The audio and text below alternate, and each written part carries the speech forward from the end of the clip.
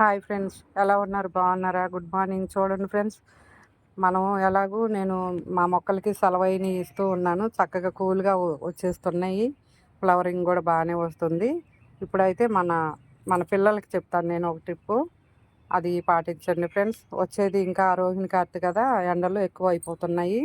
ఒక లిక్విడ్ చెప్తాను, అది వాడండి. పిల్లలకి చల్లగా కూల్గా బాగుంటుంది. రోజు ఒక గ్లాస్ తీసుకుంటే బాగుంటుంది. సబ్జా గింజలు నానబెట్టండి. కటోరా ఉంటుంది మార్కెట్లో, అది కూడా కొంచెం నానబెట్టుకోండి.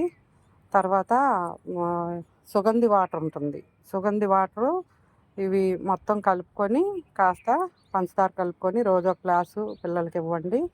మనం వేడి చేస్తుంది అంటే ఇవన్నీ బయట దొరికే లిక్విడ్లు, డ్రింకులని అవన్నీ ఇవన్నీ వాడుతూ ఉంటాం. కొబ్బరి బోండం నీళ్ళ కంటే కూడా బాగా పనిచేస్తుంది ఈ వాటరు. రోజు ఒక గ్లాసు అందరూ తాగండి, పెద్దోళ్ళు పిల్లలు కూడాను.